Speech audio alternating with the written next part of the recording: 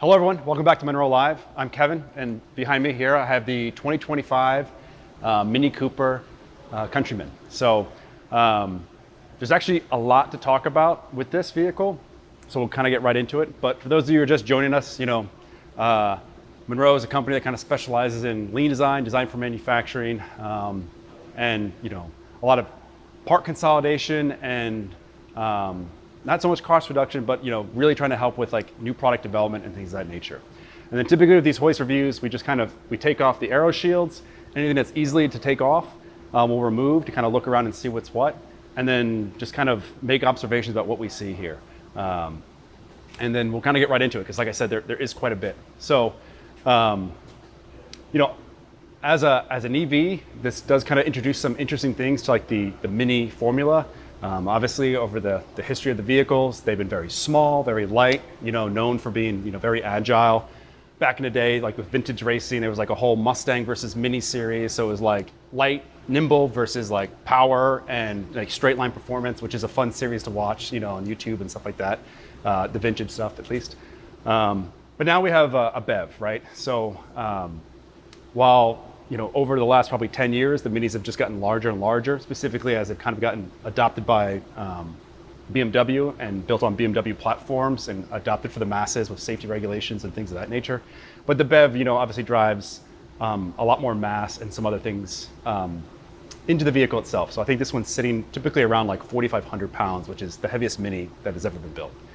But as we kind of come under the vehicle itself, one of my and I think this is probably the second BMW-based vehicle that we've had. This is kind of a perfect example of parts that sometimes we often find on German vehicles. So this is just a cross brace here for the front end cooling module. This is an extruded aluminum piece. Obviously, they're doing a series of, so the overall width of this part would be roughly this size as it's pushed through the die.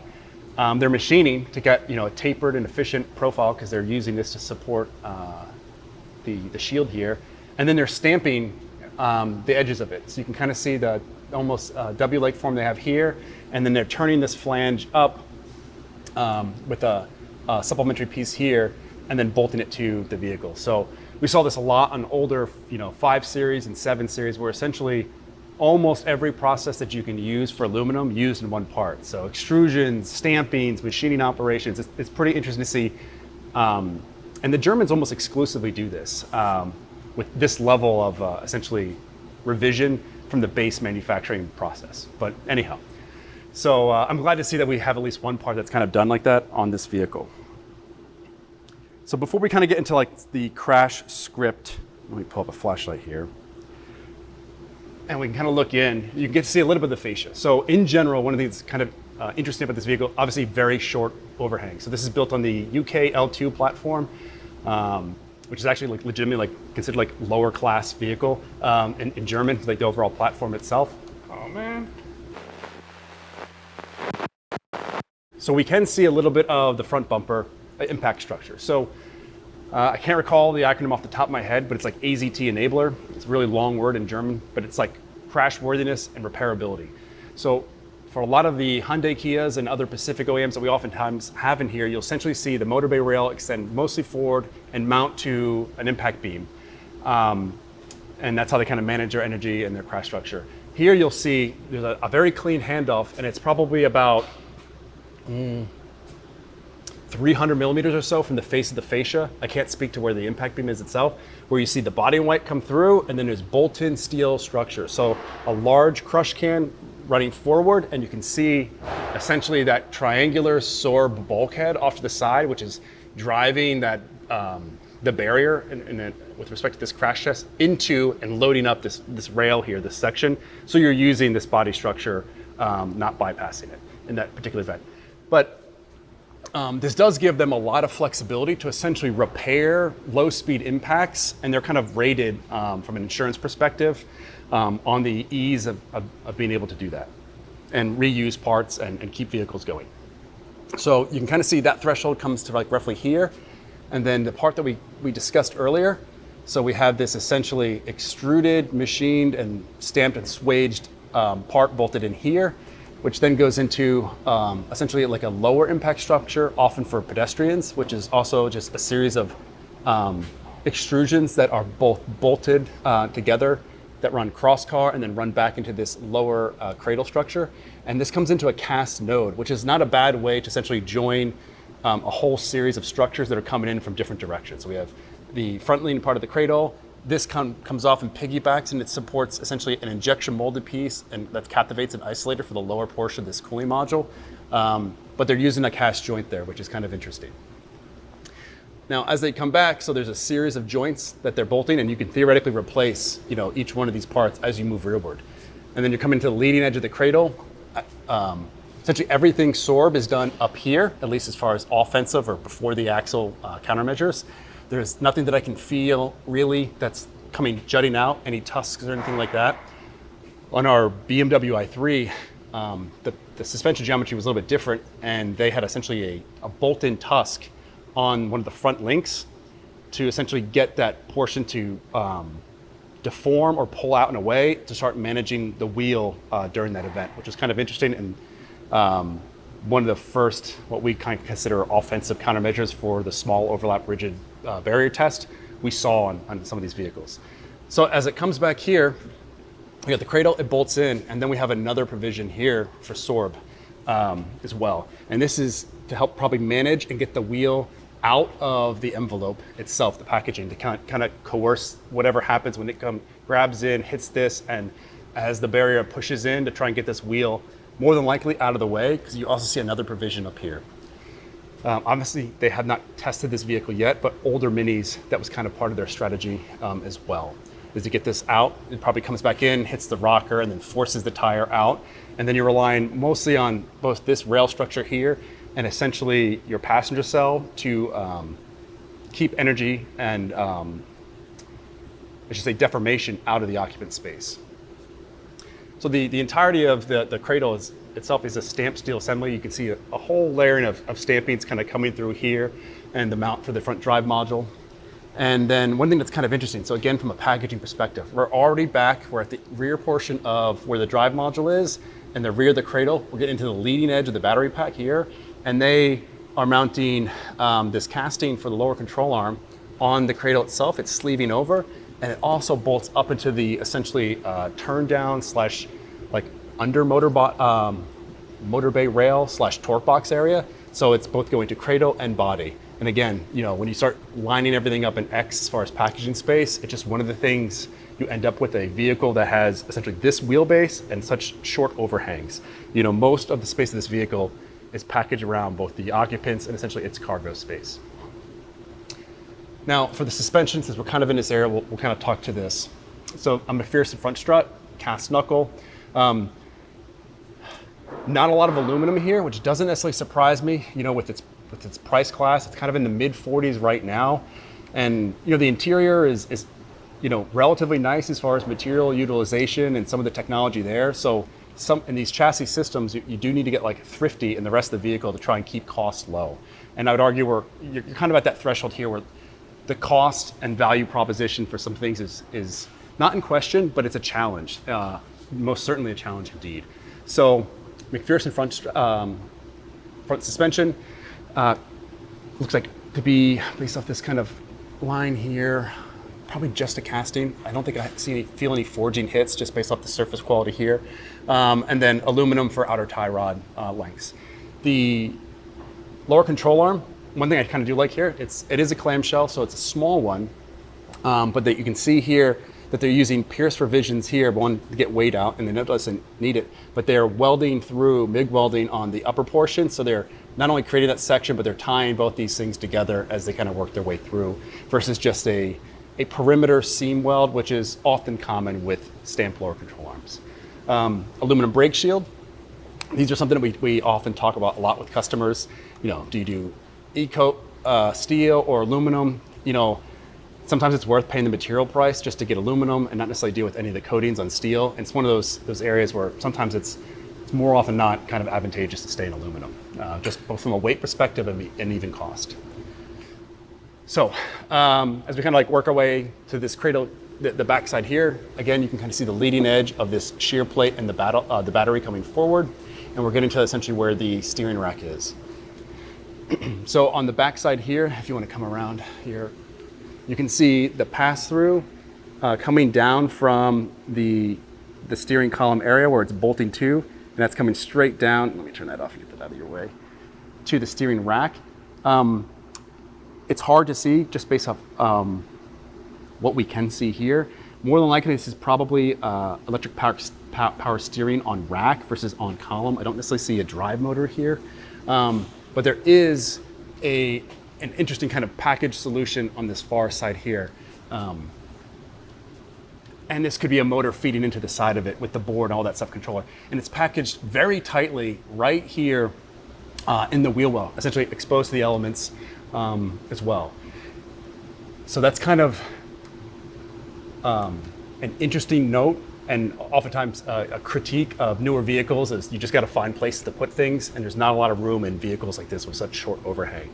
So it's a little difficult to see whether or not this is separate and part of another system or directly tied to the steering rack, but it is in very close proximity and very deliberately packaged here as well. As you can kind of see through here on the back side, we've kind of hit the dash pad. You can see provisions here for right-hand drive as well. So you can kind of see the PET cutout where they're probably using a common pad across both left-hand and right-hand drive units. And then you start to see some of the supplementary cooling here for the drive module and the overall cooling system. So one thing I do like, BMW typically does a lot of injection molded supports for these brackets, unless you kind of tailor your off-the-shelf components to a unique packaging environment. They're still doing a lot of rubber hoses, not necessarily unfounded on vehicles. There's not a ton of volume here, and it does give them some flexibility, so it doesn't necessarily surprise me to see those versus nylon or manifolds or things of that nature. But we have two pumps here. There's another pump here on the side that kind of gives you a good example of how they're kind of getting coolant to move through the vehicle around the various systems. Because obviously you have HVAC, you're cooling the battery, you're trying to regulate temperature within the drive module itself. So these systems do get a little complex, especially like in idle states. And we see that a lot on PHEVs and like FHEVs in general. So your hybrid systems, the vehicle shut off at a stoplight, but we still got to run, coolant for the entire system, and we end up with additional pumps that you wouldn't see necessarily on a nice vehicle. So obviously it's a little difficult to get some of these, handoffs or these covers here off to take a look at the battery.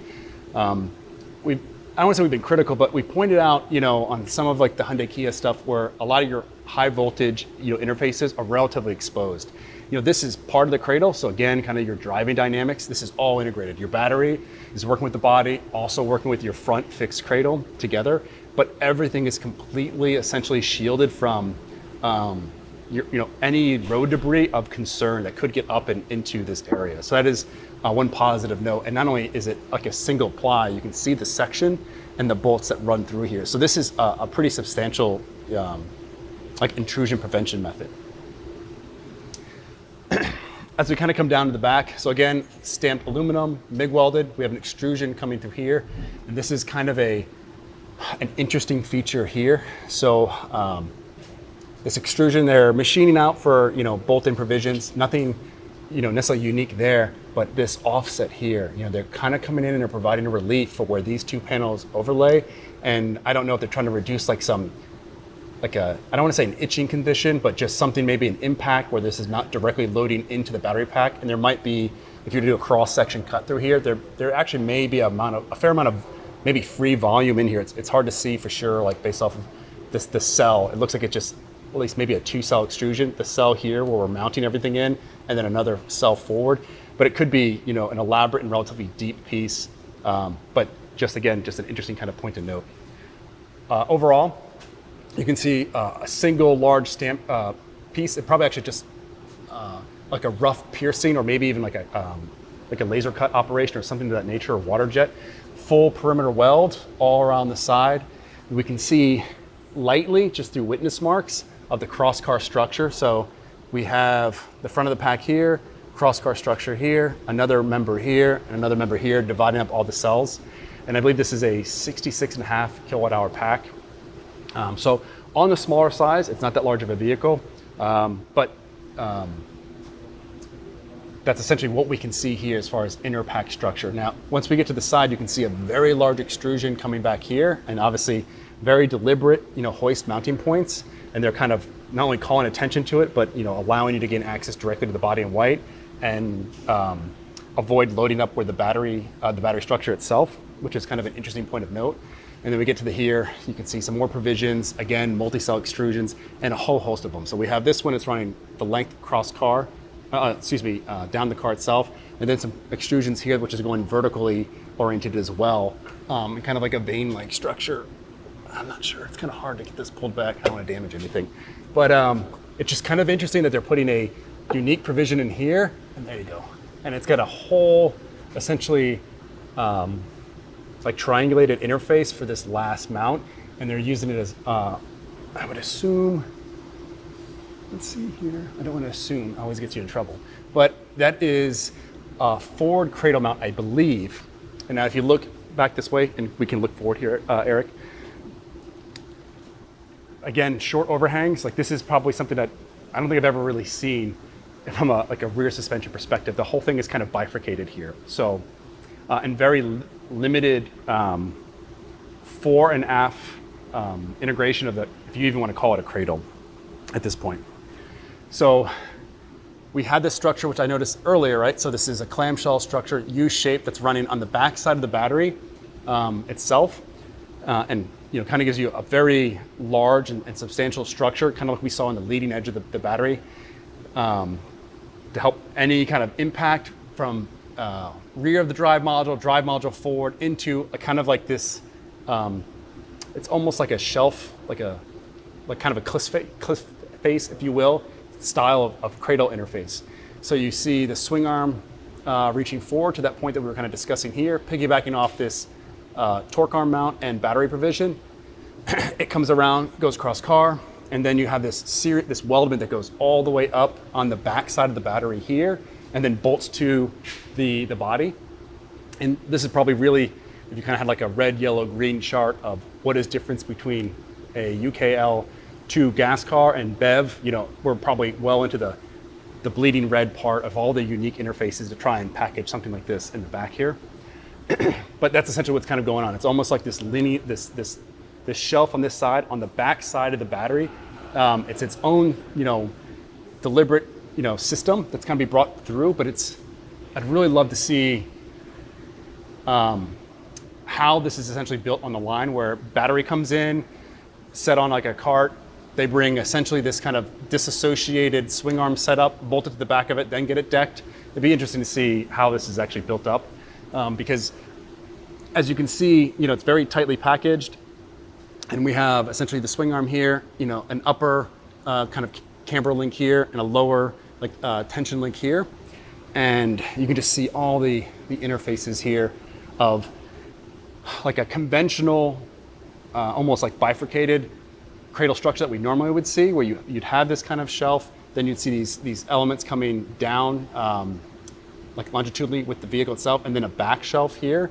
And oftentimes you'd have your control arms reaching and spanning the distance of like these two bulkheads with a cradle, where everything has been packaged on the back side here of the battery. And then we have a completely like disassociated casting for this drive module here in the rear. So everything chassis related is essentially forward of axle, which is kind of interesting. And then we just have this small drive module in the rear to kind of give it that all-wheel drive functionality, but significantly smaller in overall packaging space. But again, you can see all the piercings and what they're doing to get this packaged tightly within the body itself, and all the layering of panels in different orientations, and then them going through and sealing it all out to prevent corrosion. And some of this also helps with MVH as well. But I can honestly say, when it's the first time seeing this platform up on a hoist, but I haven't seen anything like this executed in this manner before.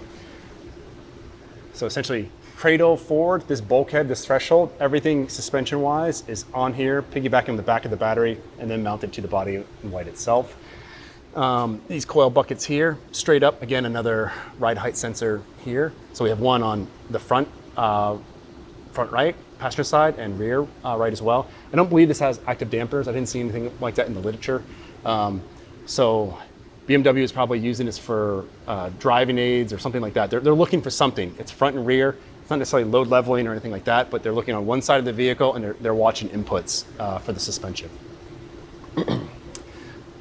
As you can kind of see here, like this is the rear motor bay rail, nice flat interface, and they're piggybacking off this structure coming off. Nothing crazy about this, but it is just an interesting point to note that this flange here, a lot of times you don't see an external flange, like a panel that's kind of like a C outward in this area of the vehicle because you're kind of in like a tire packaging bloom. You will see this, especially on Pacific vehicles, and like upper shotgun load beam structure in the front end where they kind of do a C within the C, and then they pick up both the upper and lower weld joints, where BMW is essentially has a panel that's kind of like L-shaped, where this is going up into the wheel well, and then they're picking up this lower flange, and then they're welding along this entirety, grabbing that coil like bucket interface itself. More than likely, this, the battery, the suspension, and this EDM mount all comes up the same, but it is kind of interesting to see that this is kind of like this concentric bushing and machined sleeve here for the front of the drive module. And that appears to be the only interface to the cradle itself. And then on this essentially whole drive module casting here, across the back, there's 2 mounts here. So we're seeing drive module, obviously the PET and the shielding around it.